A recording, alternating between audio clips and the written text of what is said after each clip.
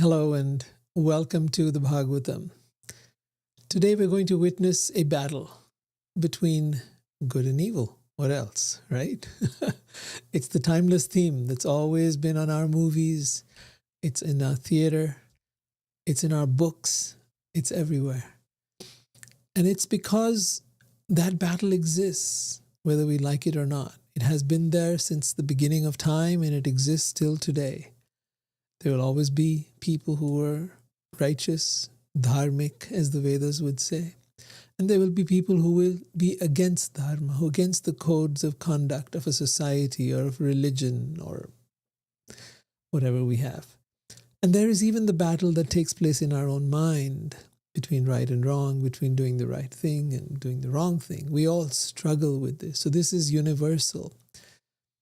Today we have a situation where there's a king called Jarasandha who had been harassing Krishna and so many of people in that time, 5,000 years ago when Krishna was here on this planet.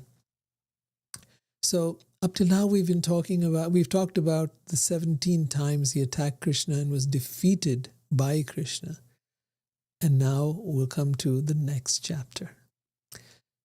So now we're in Dwarka, right? We're in Krishna's palace, and we've talked earlier about his queens. We've talked about the tremendous opulence of the city of Dwarka, which was an island city just to the east of India, in the right off the coast of Gujarat. They found the remains and all that. So anyway, Krishna was in his palace and was surrounded by all the people at that time. And a certain person arrived in the assembly who had never been seen there before. So clearly a newcomer. And the doorkeepers announced him and then escorted him inside. So they brought him in to where Krishna was sitting. They figured that he must be somebody important. So Krishna was there along with all his people. Right? And this person comes with an announcement. He says that he first comes and bows down to Krishna, and with joined palms he describes how a number of kings were suffering because a particular king, Jarasandha, had imprisoned them. 20,000 kings who had refused to submit absolutely to King Jarasandha, during his world conquest.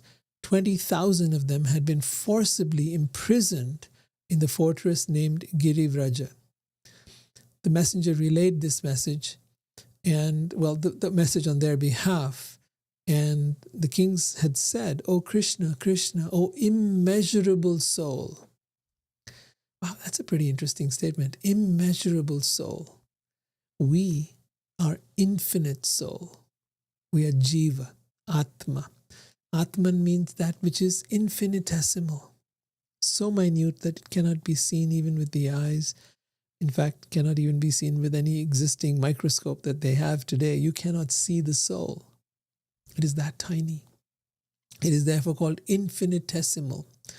Whereas Krishna is known to be infinite, the supreme absolute truth. Param Satyam Dhimahi. I worship that supreme absolute truth. The Bhagavatam begins with these verses, declaring him to be that source of all creation. So here they're saying, Krishna, O immeasurable soul, destroyer of fear for those who have surrendered unto you. Destroyer of fear. It's another powerful statement there. We all experience fear. It's a universal phenomenon. In fact, everything we do is because of fear. We need food, we need shelter, and we have fear that we may not have these things, so we work hard, protect our families. We make sure our families have everything they need, from warmth to cooling if need be, to safety in every way, security. Even when we die, we want to leave them something so that they can be happy. So why? Because behind it all is fear. If we didn't do that, well, then what would happen? If we didn't work for a living, what would happen? If we didn't have a house or a car or a bank balance or money, what would happen, right? Fear. There's a fear of that. So we do everything we can to avoid that fear. In fact, our entire life is spent around trying to avoid fear. So here they're referring to Krishna not only as the supreme being or the immeasurable soul, but also as the destroyer of fear for those who are surrendered unto him. Why is that? You see, Krishna is the all-powerful. He's Bhagavan. Bhagavan means one who possesses all knowledge, knows everything. All fame is known by everyone. All strength, and therefore is all-powerful. He is also all beautiful. All beauty resides in him. All knowledge resides in him. Bhagavan, one who possesses all that we desire. Despite our separatist attitude, now most of us have a separatist attitude. We think we are separate from God. We are separate from each other. There's other people who think we are one with God and we are one with each other. But neither of these things are actually true. The separatist attitude is really that we think that we are God. We want to be God. What does that mean? It means we want to be the enjoyers of all that we survey, of as much as we can have. We want to have it and we want to enjoy it. Whether that is a person of, well, the opposite sex or a sex that we enjoy, or some food or places or things or objects of desire, we want it as much as possible and we want to enjoy. But we do not ask, who is the creator of this? And if that creator is the one who made all this, then isn't this everything belong to him and not to us? And our attempt to try to take it through whatever contrived means we have, economy, society, whatever, is still contrived.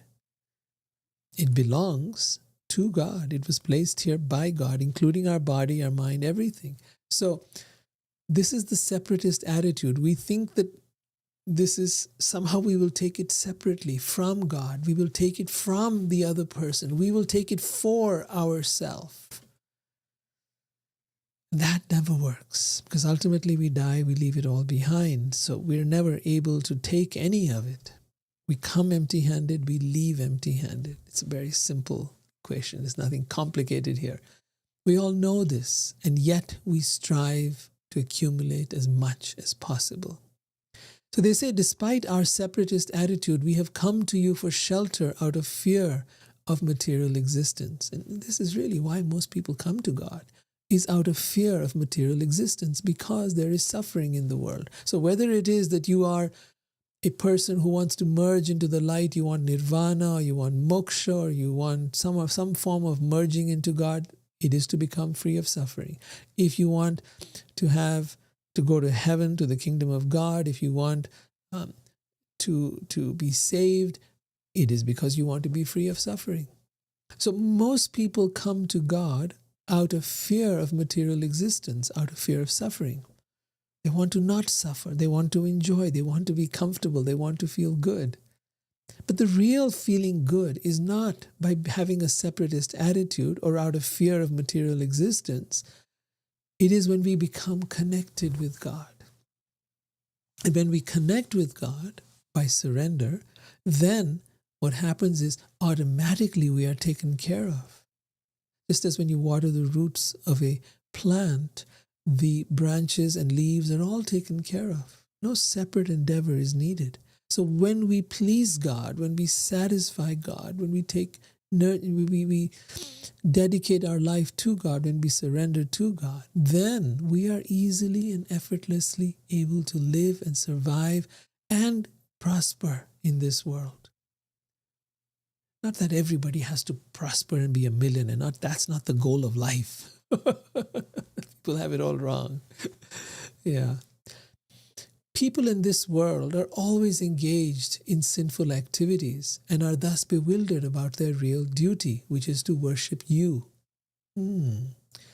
People in this world are always engaged in sinful activities. What does that mean?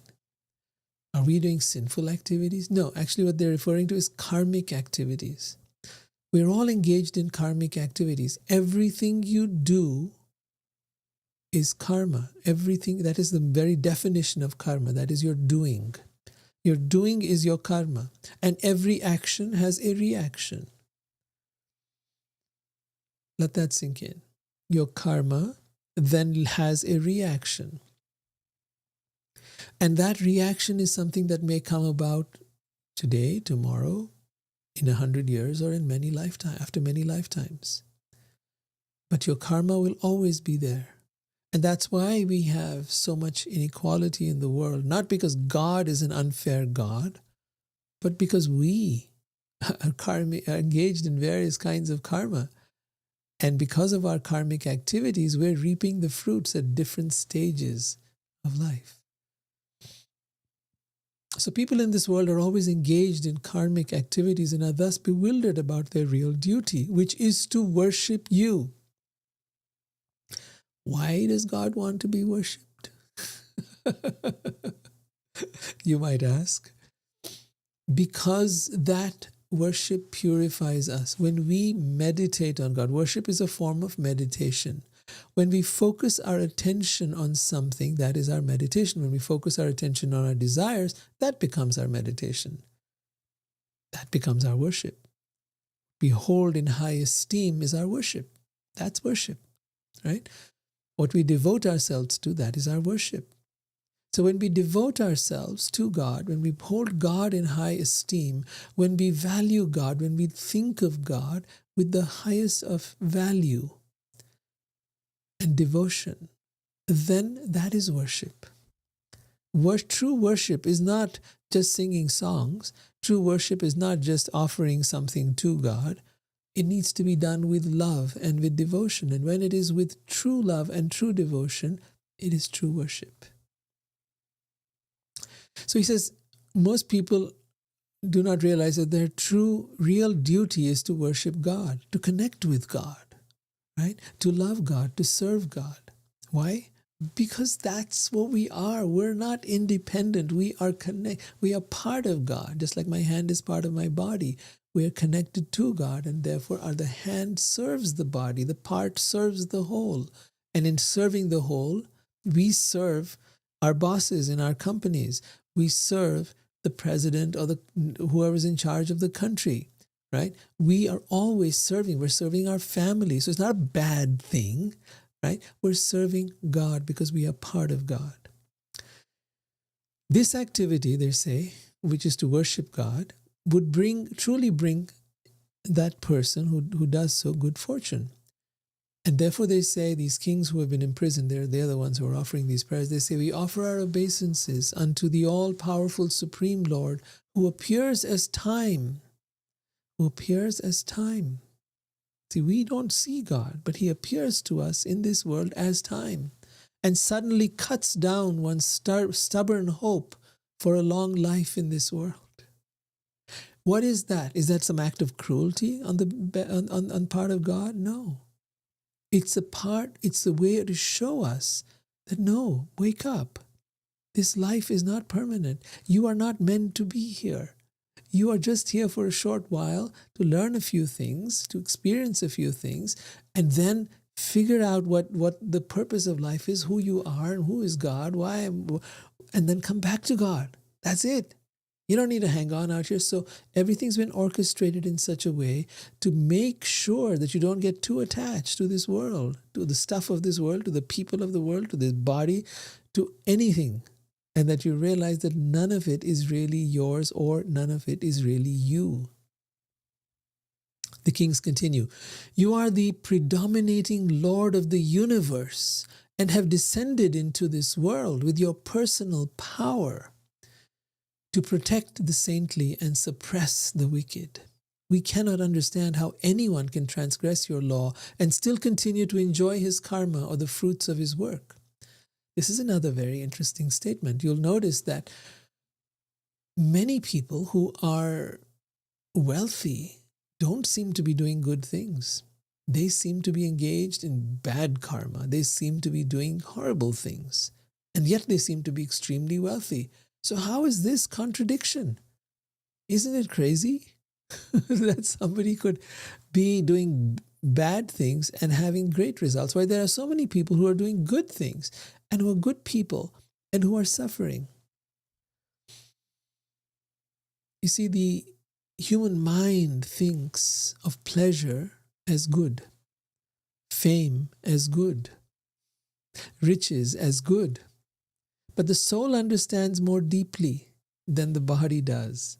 It understands that whatever it takes for you to wake up, for you to realize the illusion of this world, for you to detach yourself from this world and to become attached to God, that activity, that incident, that situation is actually in your best interest.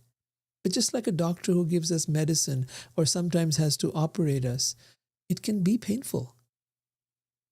So the true enlightened being does not look at the situations of the world as good or bad.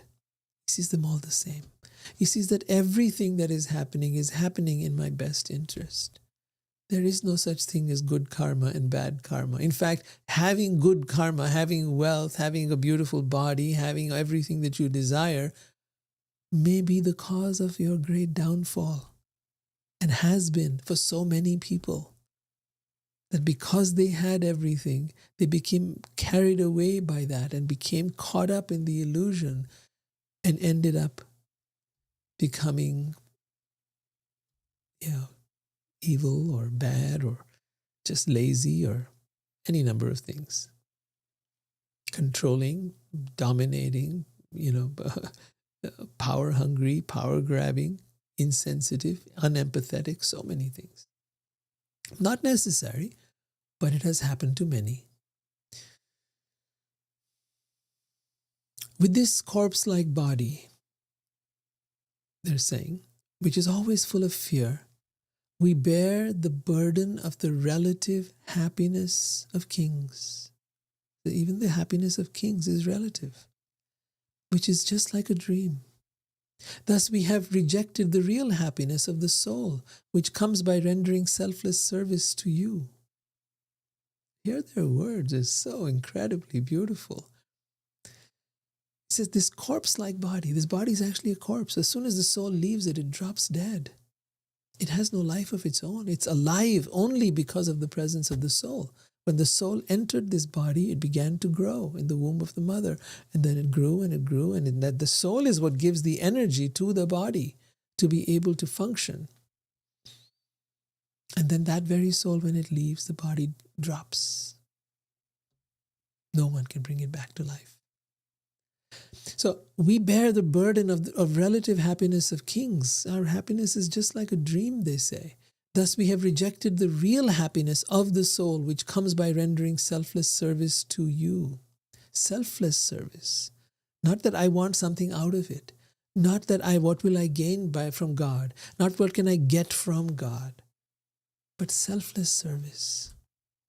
Ahaituki apratihata yayatma suprasiddhati. These are the words that describe that. Ahaituki means without causeless. That causeless service that receives causeless mercy. And that makes one immensely happy. Suprasiddhati. Prasiddha means delighted, happy, for no reason at all. So when you render selfless service to God, you become happy for no reason at all. Nothing has happened, nothing has changed, but you're feeling great inside. They continue, being so very wretched, we simply suffer in this life under the spell of your illusory energy. This world is all an illusory energy. It appears real. This body appears real. This possessions, our house, our car, everything we have, our partners, our children, everything appears real. But in fact, it is illusory. Illusory doesn't mean it is false. It doesn't mean it isn't there. It is there. But it is a very realistic illusion. Just like if you create virtual worlds, those worlds are there. They've been created. They've come together in some way. And they have consequences in those. If you play those kind of virtual reality games or situations, they have consequences. If you don't do this, then that happens. If you do that, then that happens. Similarly, the same happens here. You can't just say it's all false. I can do whatever I want. No. That doesn't work like that. Therefore, since your feet relieve the sorrow of those who surrender to them. So the feet are often referred to in the Vedas in a very special way. They're referred to as a way of symbolizing surrender. The feet of a person, you bow down to their feet, you touch their feet, you surrender to that person. It is an act of humility to surrender to someone who is older, greater than you are. God's feet would therefore be, because we understand God is a being, not just an energy out there, not just some old man, but a being. It's Krishna. Therefore, since your feet relieve the sorrow of those who surrender to them, see, one who surrenders to Krishna's feet is relieved of sorrow, of the sorrows of this world. He says, therefore, since your feet relieve the sorrow of those who surrender to them, please release us prisoners from the shackles of karma, manifest as this king, Jarasandha, who himself has the prowess of 10,000 maddened elephants. He's that powerful. And he's locked us up in this house just as a lion captures sheep. O wielder of the disc, they say. See, Krishna is very famous for this Sudarshan disc. The Sudarshan disc. Or Sudarshan Chakra, as it's called. O wielder of the disc, your strength is unlimited, and thus 17 times you crushed Jarasandha in battle, and then, absorbed in human affairs, you allowed him to defeat you once. Krishna did that. He purposely did that just to let him. But there was a reason. We'll come to that. You allowed him to defeat you once. Now he is so filled with pride that he dares to torment us, your subjects. O unconquerable one, please rectify this situation. They know that Krishna is unconquerable. That if he defeated Jarasandha in battle, when Jarasandha came with tens of thousands, maybe millions of soldiers, when he came with them, he still defeated all of them. And yet Jarasandha would go back and come back with more soldiers, and then Krishna would defeat him. And this happened 17 times. Each time Krishna caught hold of him, humiliated him, and finally let him go. So this was the situation, right? They referred to him as the unconquerable one. Please rectify this situation. One time he did let Jarasandha actually win, and he ran away from there and went to Dwarka. He was on his way there, and Jarasandha wanted to just let him be, let this guy, we don't want to mess with him anymore. But he had his reasons. He knew there was more going to come, and I'll explain it to you in just a minute. So this was the message of the kings. And this thing about the Sudarshan Chakra is actually quite relevant, because with that, Krishna is able to destroy even the worst of offenders. It just is his superpower, so to speak. So this was the message of the kings that were imprisoned by Jarasandha, who all hankered for your audience, having surrendered to Krishna's feet. And so they begged, please bestow good fortune on us. When the king's messenger had thus spoken, the sage of the devas, the demigods, right, Narada, he appeared. Narada somehow seems to land up everywhere where there's action. So Narada suddenly appeared, bearing a mass of golden matted locks on his head. The supremely effulgent sage entered like the brilliant sun.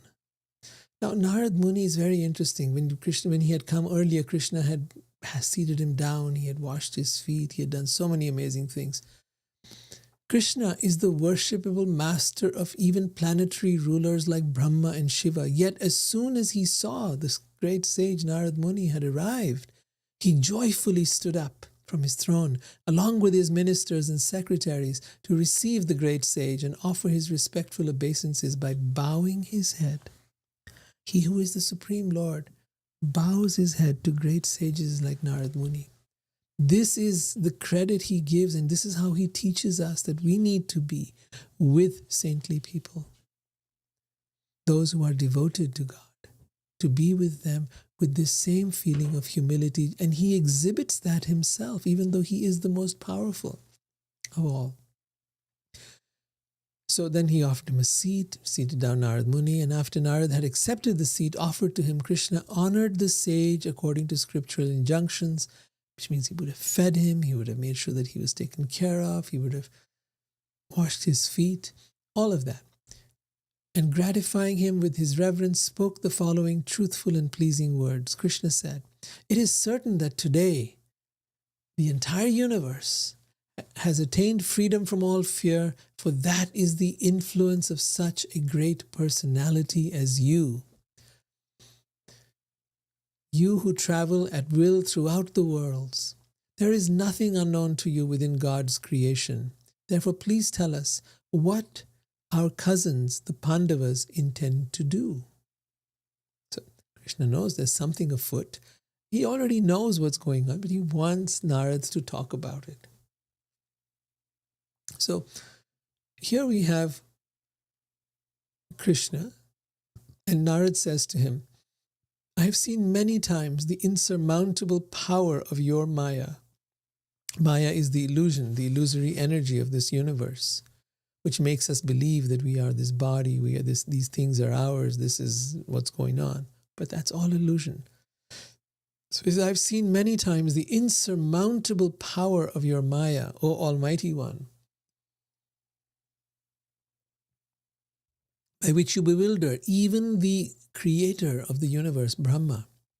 O all-encompassing Supreme Lord, it does not surprise me that you disguise yourself by your own energies while moving among the created beings as a fire covers its own light with smoke." What a great analogy. As fire covers its own light with smoke, he says, you pretend to be an ordinary human being and mingle with other human beings, and they do not even realize it. Who can properly understand your purpose? Narad is saying. With your material energy, you expand and also withdraw this creation. It means you expand as in the entire universe is created and then destroyed in time by you. You expand and also withdraw this creation, which also appears to have substantial existence. Obeisances to you whose transcendental position is inconceivable. The living being, caught in the cycle of birth and death, does not know how he can be delivered from the material body, which brings him so much trouble. Right? We don't know. How can we be delivered from this material body which brings us so much trouble? Every day we have to feed it. We have to go shopping to go buy groceries, to take care of the house and keep the house clean, do all kinds of things that need to be done just so that we can sustain this body. So much work, so much effort. If you didn't have to do all that, you would have so much time on your hands, right? Didn't have to bother with eating, didn't have to bother with shopping, didn't have to bother with clothing, didn't have to bother with all those different things you've got to do. But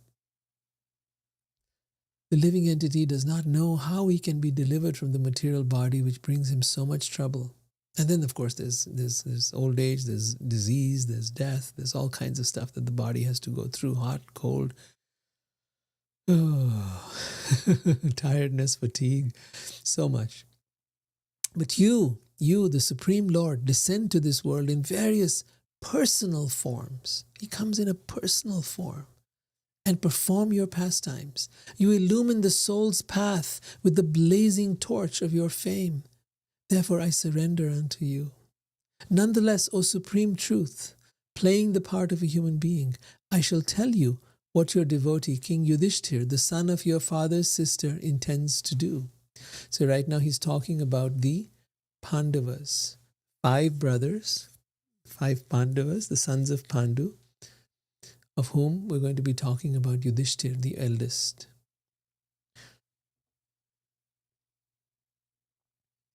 Desiring unrivaled sovereignty, King Yudhishthir, the eldest of the Pandava brothers, intends to worship you with the greatest fire sacrifice, the Rajasuya. This was the ultimate fire sacrifice.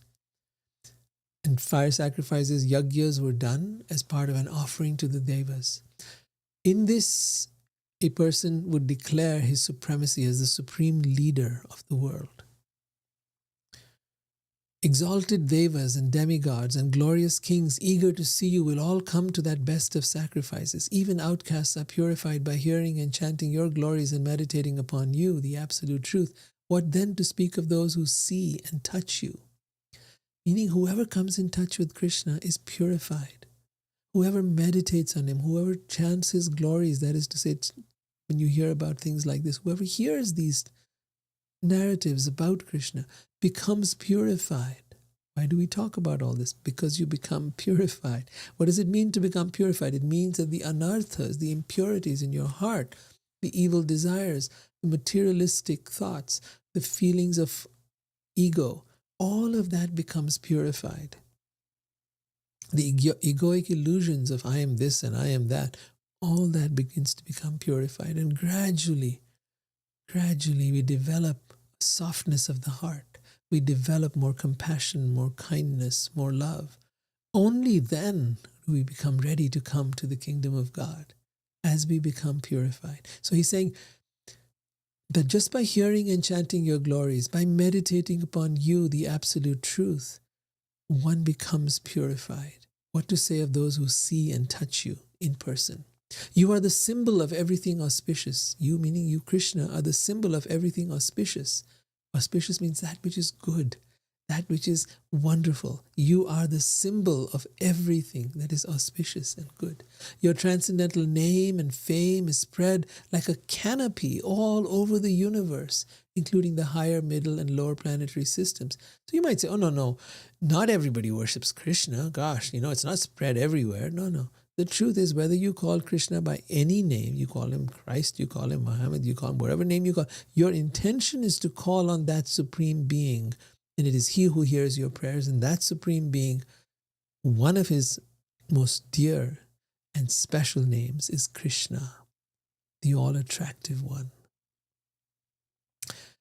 Narad continues, the transcendental water that washes your lotus feet is known in the higher planetary systems as the Mandakini river. In the lower planetary systems, that same water is known as the Bhogavati. And as in this earthly planetary system, it is known as the Ganges or Ganga. Recently, they have the big Mahakumbh going on at the Ganga. You might have heard about that. It happens every 144 years. And that is happening on the Ganges River. This sacred transcendental water flows throughout the entire universe, purifying wherever it goes. Why is it able to purify? Because it has washed the lotus feet of Krishna in the form of Vishnu. When the Yadavas, Krishna's family, objected to this proposal to defeat Jarasandha, Krishna turned to his friend Uddhava and smiling addressed him with fine words. So Krishna is very diplomatic and very tactful. Krishna said to his friend Uddhava, you are indeed our best eye and closest friend, for you know perfectly the relative value of various kinds of counsel. Therefore, please tell us what should be done in this situation. We trust your judgment and shall do as you say. Thus requested by his master, who, even though omniscient, was acting as if perplexed, Uddhava took this order upon his head and replied as follows. Uddhava said, so Uddhava is very, very dear friend of Krishna. He said, O Supreme Lord, as the sage advised, you should help your cousin fulfill his plan for performing the Rajasuya sacrifice. And you should also protect the kings who are begging for your shelter. Only one who has conquered all opponents in every direction can perform the Rajasuya sacrifice, O Almighty One. Thus, in my opinion, conquering Jarasandha will serve both purposes. See, if they kill King Jarasandha, then King Yudhishthir can now have the Rajasuya and will therefore be the king of the entire planet. Number one. And number two, all those kings that have been imprisoned by Jarasandha can be freed. So two great purposes can be served.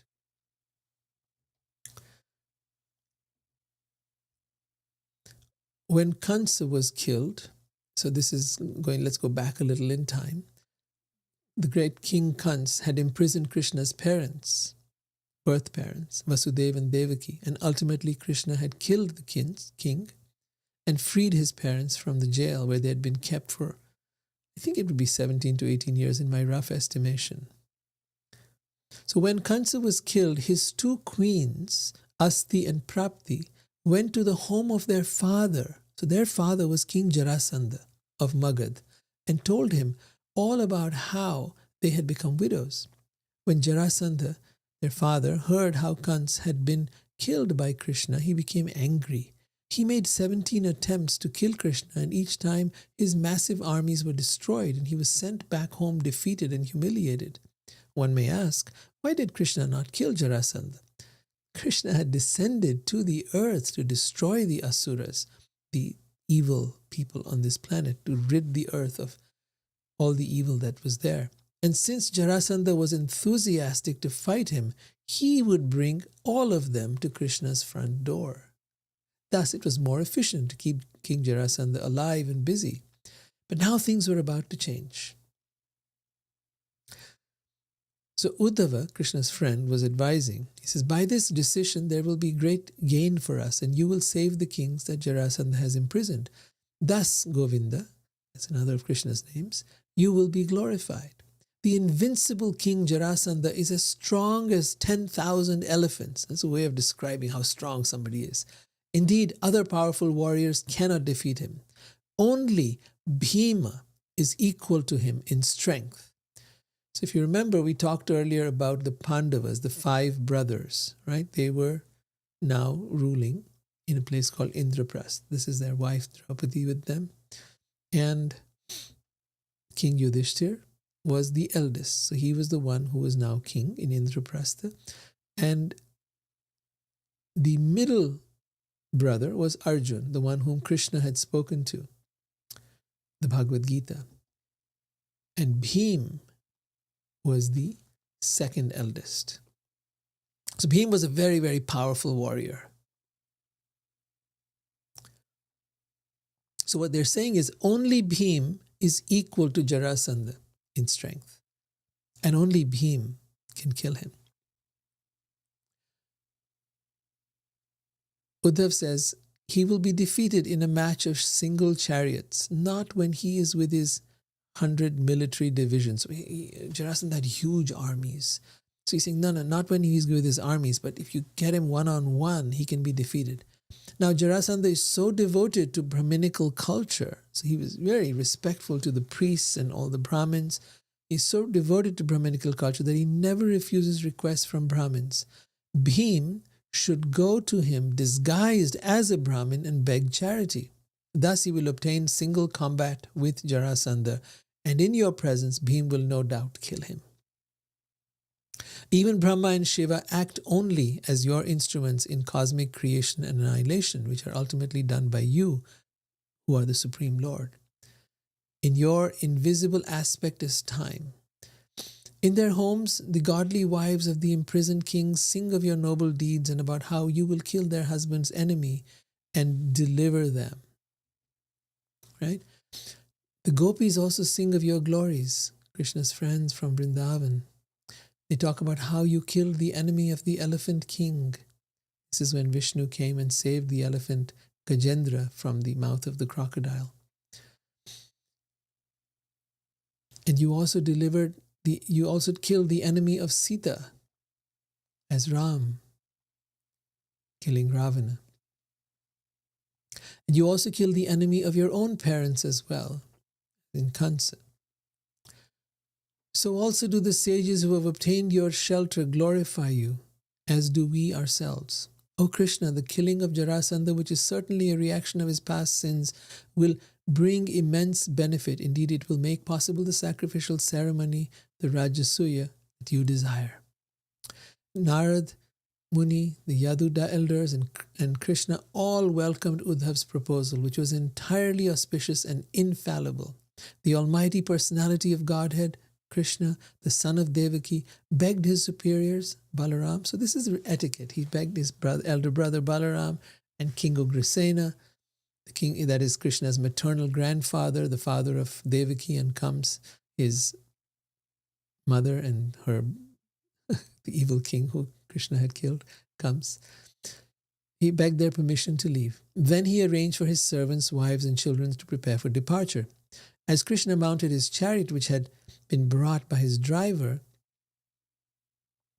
vibrations resounding from drums, conch shells, and various instruments filled the sky in all directions. So there were drums beating and conch shells blowing and all kinds of instruments as he was heading out on his journey. Krishna set out on his journey accompanied by the chief officers, chariots, elephants, infantry, and cavalry, and surrounded on all sides by his fierce personal guard. His faithful wives, along with their children, followed Krishna on golden palanquins carried by powerful men. The queens were adorned with fine clothing, ornaments, fragrant oils, and flower garlands, and they were surrounded on all sides by soldiers carrying swords and shields in their hands. Also on all sides, finely adorned, were women attendants of the royal household as well as courtesans. They rode on palanquins and camels, bulls and buffalo, donkeys, mules, bullock carts, and elephants. Their conveyances were fully loaded with grass, tents, blankets, clothes, and other items for the trip. So the whole family is going off to Hastinapur. They're going to meet with their cousins, the Pandavas. Krishna's army boasted royal umbrellas, chamara fans, and huge flagpoles with waving banners. During the day, the sun's rays reflected brightly from the soldiers' fine weapons, jewelry, helmets, and armor. Thus Krishna's army, noisy with shouts and clatter, appeared like an ocean stirring with agitated waves. Honored by Sri Krishna, Narad Muni, the great sage, bowed down to the Supreme Lord. All of Narad's senses were satisfied by his meeting with Krishna. Thus, having heard his decision and having been worshipped by him, Narad placed Krishna firmly within his heart and departed through the sky. Narad has often been referred to as a transcendental spaceman who travels all over the universe and can instantly be anywhere that he needs to be.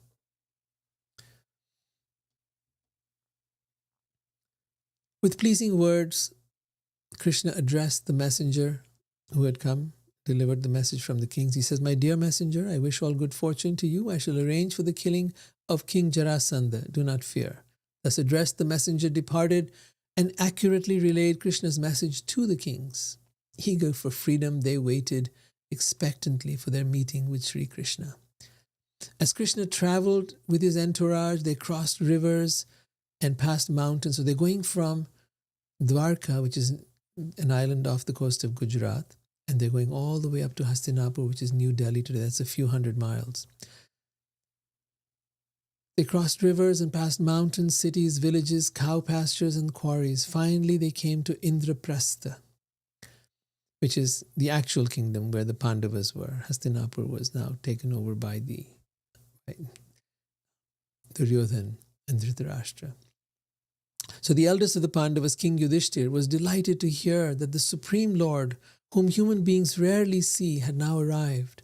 Accompanied by his priests and dear associates, the King Yudhishthir came out to meet Sri Krishna. As songs and musical instruments resounded along with loud vibration of Vedic hymns, the king went forth with great reverence to meet Krishna, just as the senses go forth to meet the consciousness of life. The heart of King Yudhishthir melted with affection when he saw his dearmost friend Krishna after such a long separation, and he embraced Krishna again and again. The eternal form of Krishna is the everlasting residence of the goddess of fortune, Lakshmi. And as soon as King Yudhishthir embraced him, the king became free of all contamination of material existence. He immediately felt transcendental bliss and merged in an ocean of happiness. This is what happens when you come in touch with Krishna. You feel this bliss. It's real. When you chant his name, when you sing the kirtan glorifying him, when you worship him, when you read about him, even you read the texts that were written thousands of years ago, you feel that transcendental bliss. That's what Yudhishthir was feeling. Of course, Yudhishthir was getting to hug Krishna. How would you like to hug God? That's what he wants from us. So when Yudhishthir was hugging him, he was feeling this transcendental bliss, and he merged in an ocean of happiness. There were tears in his eyes, and his body shook in ecstasy. He completely forgot that he was living in this material world. Then Bhim, you remember the big strong one, with his eyes brimming with tears, laughed with joy as he embraced his maternal cousin Krishna. Arjun and the twins Nakul and Sahadev also joyfully embraced their dearmost friend, the infallible Supreme Lord, and cried profusely with joy at seeing him.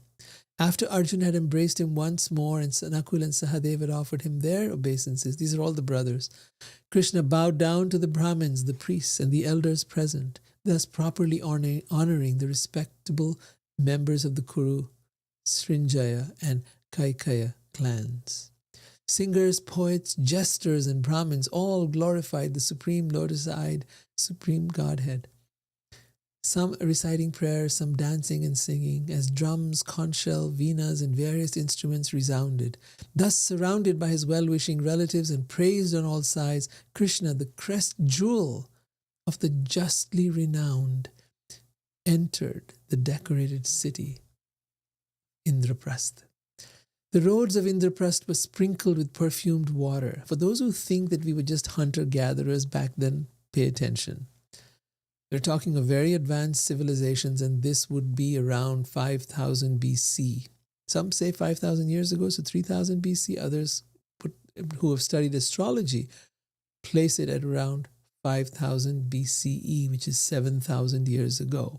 So 7,000 years ago, here the description of the kind of city. The roads of Indraprastha were sprinkled with perfumed water, colorful flags, golden gateways, and filled water pots enhanced the city's splendor. Men and young girls were beautifully arrayed in fine new garments, adorned with flower garlands and ornaments, and ointed with aromatic sandalwood paste. Every home displayed glowing lamps, and from the holes of the latticed windows drifted incense, further beautifying the city. Banners waved, and the roofs were decorated with golden domes or on broad silver bases. Thus Krishna saw the royal city of the king of the Kurus. So the Pandavas were part of the Kuru dynasty. When the young women of the city heard that Krishna, the reservoir of pleasure for human eyes, Krishna was the reservoir of pleasure for human eyes, that he had arrived, they hurriedly went on to the royal road to see him. They abandoned their household duties and even left their husbands in bed, and in their eagerness the knots of their hair and garments came loose. The royal road being crowded with elephants, horses, chariots, and foot soldiers, the women climbed to the top of their houses where they caught sight of Krishna and his queens. The city ladies scattered flowers upon him and embraced him in their minds, while expressing their heartfelt welcome with broadly smiling glances. Observing Krishna's wives passing on the road like stars accompanying the moon, the women exclaimed, What have these ladies done so that the best of men, Krishna, bestows upon their eyes the joy of his generous smiles and playful sidelong glances? Do you see? This is the nature of God, that he bestows upon their eyes the joy of his generous smiles and playful sidelong glances. In various places, citizens of the city came forward holding auspicious offerings for Krishna, and leaders of occupational guilds came forward to worship him. With wide open eyes, the members of the royal household came forward in a flurry to lovingly greet Krishna as he entered the royal palace. When Queen Kunti, the mother of the 5 Pandavas, saw her nephew Krishna, the master of the 3 worlds, her heart became filled with love. Rising from her couch with her daughter-in-law, Draupadi, the wife of the Pandavas. In fact, this one lady, Draupadi, was married to all 5 of the Pandava brothers. That's another story for another time. So yes, Kunti, along with her daughter-in-law Draupadi, came and embraced Krishna.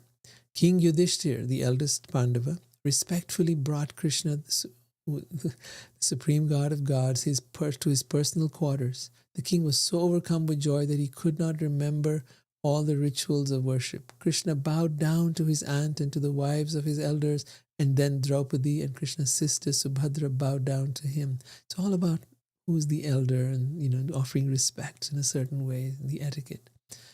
Encouraged by her mother-in-law, Draupadi worshipped all of Krishna's wives, including Rukmini, Satyabhama, Bhadra, Jambavati, Kalindi, Mitravinda, Nagnajiti, and the other queens who were present. Draupadi honored them all with such gifts as clothing, flower garlands, and jewelry. King Yudhishthir arranged for Krishna's rest and saw to it that all who came along with him, his queens, soldiers, ministers, and secretaries, were comfortably situated. He arranged that they would experience a new feature of reception every day while staying as guests of the Pandavas. Desiring to please King Yudhishthir, Krishna resided at Indraprastha for several months. It was during this time that Sri Krishna, with the help of Arjun, allowed the fire god Agni to devour the Kandav forest. So there was this big forest which was full of all kinds of stuff in nearby in Indraprastha. So he allowed Agni to devour the Kandava forest. And during that forest fire, Krishna saved the demon Maya Sura or Maya Danava, who had been hiding there. Upon being saved, Maya Sura felt obliged to the Pandavas and Krishna, and he constructed a wonderful assembly house within the city of Hastinapur. This incredible assembly house became extremely famous.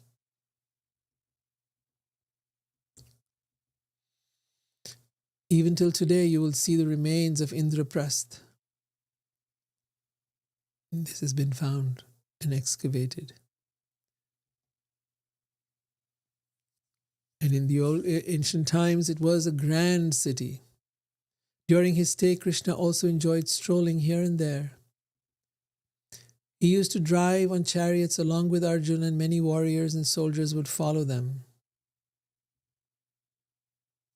Such a beautiful, incredible city.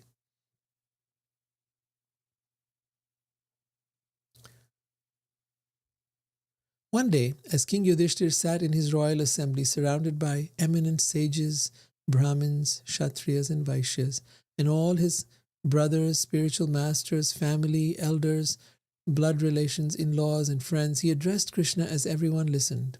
Yudhishthir, the king, the eldest of the Pandava brothers, said, "O Govinda, I desire to worship your auspicious, opulent expansions by performing the Rajasuya sacrifice." So this is big, huge Vedic sacrifice with fire and chanting of mantras and so on. This is known as the king of Vedic ceremonies. Please make our endeavor a success, my Lord.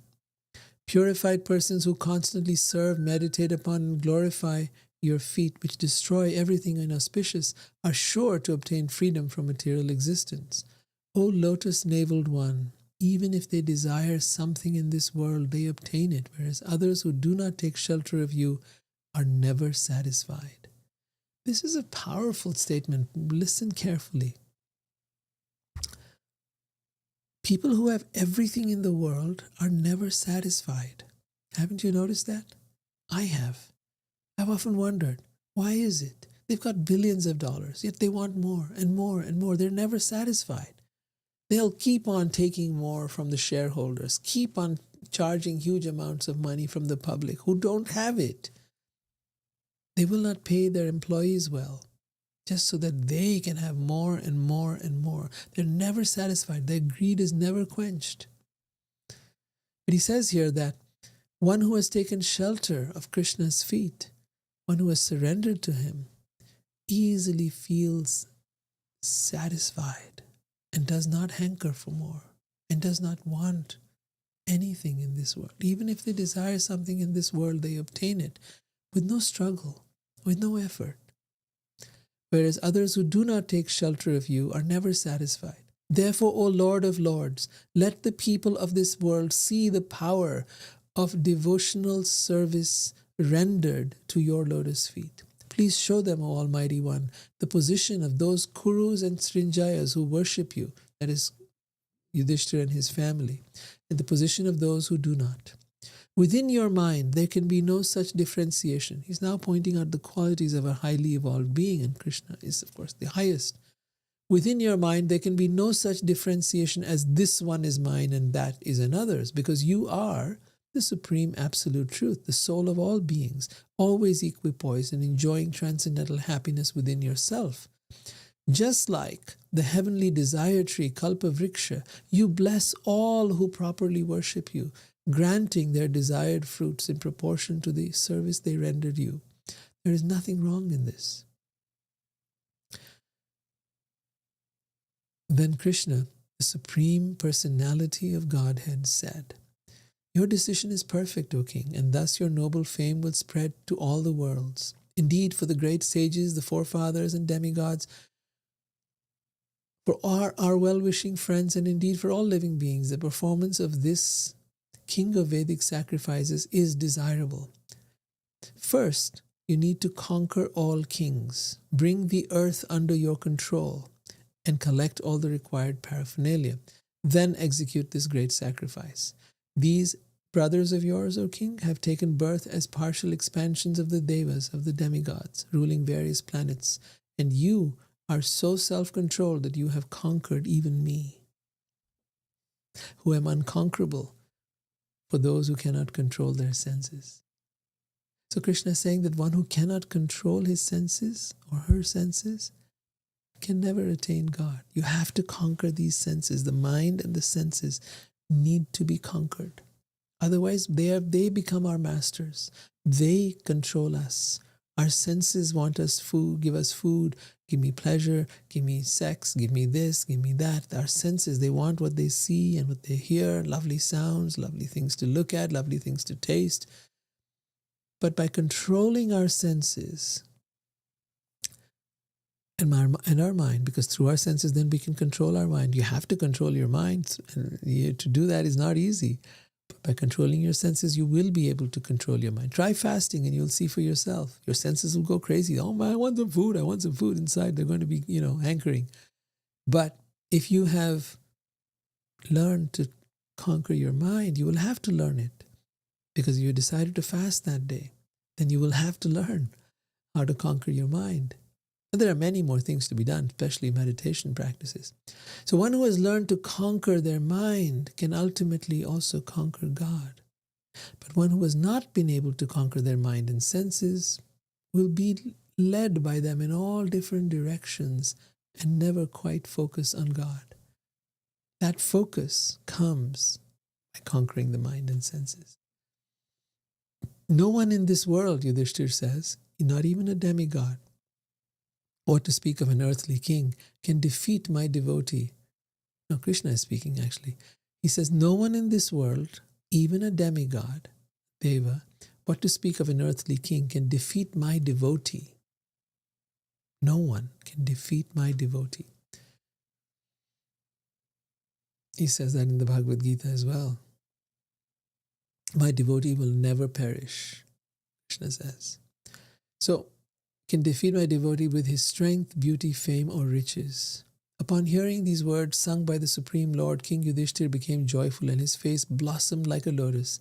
Thus he sent forth his brothers who were empowered with Vishnu's potency to conquer in all directions. See, we may have certain desires, but we need to make sure our desires are linked and connected with the desires of God. And we need to do that by asking him. Yudhishthir presents what he desires, what he thinks is the right thing to do for his rule as a king. Not from his self-aggrandizement, not because he wants some great fame and whatever, no. Because he knew it was Krishna's wish to spread dharma all over the world, to spread righteousness, to spread the ways of God, godliness all over the world. And so because of that, Yudhishthir, who was that righteous king, needed to become the king of the world and destroy all who would oppose him. So he sent his brothers. Sahadev went to the south with the Srinjayas, Nakul to the west. These are all the brothers of Yudhishthir, the Pandav brothers. Nakul to the west with the Matsyas, Arjun to the north with the Kekayas, and Bhim to the east with the Madrakas. After defeating many kings with their prowess, these heroic brothers brought back abundant wealth for King Yudhishthir, who was intent on performing the Rajasuya sacrifice. When King Yudhishthir heard that Jarasandha remained undefeated, he set to pondering and then came to Krishna, told him, and Krishna told him the means that Uddhav had described for defeating Jarasandha. Thus, now they get the whole plan into action. At this point, Bhim, Arjun, and Krishna disguised themselves as Brahmins And they went to Girivraja, where the kings had been imprisoned, 20,000 of them. And that is where Jarasandha was to be found. Disguised as Brahmins or as priests, the royal warriors approached Jarasandha at home during the appointed hour for receiving guests. They submitted their entreaty to that dutiful householder. So now, of course, they appeared as Brahmins. And as Brahmins, they came to the king. A simple priest. Not as they didn't come as a prince, they didn't come as a king, they just came as a simple priest. And they submitted their entreaty to the king, who was a dutiful householder. So it's interesting to know that although he was known as an asura, or a demonic person, an evil person, yet he was in many ways following dharma. He was a dutiful householder. And he was especially respectful to the Brahmins or priests. He knew that without honoring the Brahmins, there is no spirit, there is no advancement in life, materially or spiritually. Krishna, Arjuna, and Bhim said to the king, "O king, know us to be needy guests who have come to you from afar. We wish all good unto you. Please grant us whatever we desire. What can the tolerant not bear? What will the wicked not do? What will the generous not give in charity? And who will those of equal vision see as an outsider?" So they're giving him all very good wisdom. He indeed is to be censured and pitied who, though able to do so, fails to achieve with his temporary body the lasting fame glorified by great saints. What they're saying here is that everyone, even though you're in this human body, can attain lasting fame that is glorified by great saints, meaning you can attain great spiritual advancement even in this world, even in this body. Harishchandra, Rantidev, and many others have attained the permanent by means of the impermanent. Means this is the impermanent, this body, this world. Through this, we can attain the permanent, the eternal, the divine, or God. From the sound of their voices, their physical stature, and the marks of bowstrings on their forearms, you know, when they fire bows and arrows, they leave some kind of marks, right? The scars there. Jarasandha could tell that his guests were of the royal order. He began to think he'd seen them somewhere before. He thought, these are surely members of the royal order. They are Kshatriyas, warriors, dressed as Brahmins. But still I must grant their request for charity, even if they beg me for my own body. Indeed, the spotless glories of King Bali, so this is Bali Maharaj, the spotless glories of King Bali are heard throughout the world. And this is what they're referring to. When King Bali was approached by Vamana, Vishnu, Krishna had come in one of his incarnations of Vishnu as the dwarf Brahmin. And he had asked Bali to give him 3 paces of land. And in that he had taken up Bali's entire kingdom, which stretched across the universe. Right? So, even though Bali was the king of the asuras, or of the demons, he was a very noble king. And not only that, he was very much trained in being able to give charity to the Brahmins. So when Vishnu, wishing to recover Indra's opulence from Bali, appeared before him in the guise of a Brahmin and made him fall from his powerful position, Bali did not hesitate. Though aware of what was going on, and even though he was forbidden by his guru, Bali, the king of the Asuras, still gave Vishnu the entire universe in charity. What is the use of an unqualified Kshatriya? That is now what Jarasandha is thinking. What is the use of an unqualified Kshatriya who goes on living, Kshatriya is a king or a ruler or a warrior, who goes on living but fails to gain everlasting glory by working for the benefit of the Brahmins? Thus, making up his mind, the generous Jarasandha addressed Krishna, Arjuna, and Bhim. He said, O learned Brahmins, choose whatever you wish. I will give it to you, even if it is my own head. Krishna said, O exalted king, give us battle in the form of a duel, if you think it fitting. We are princes and have come to beg a fight. We have no other request to make of you. Over here is Bhima, and this is his brother Arjun, know me to be their maternal cousin Krishna, your enemy. Thus challenged, Jarasandha laughed out loud and contemptuously said, "Ha ha ha ha, all right, you fools, I'll give you a fight. But I will not fight with you, Krishna, for you are a coward. You fled in the midst of battle to take shelter in the sea. As for this one, Arjun, he is not as old as I, nor is he very strong." Arjun was an archer, that was his thing. He was not a wrestler.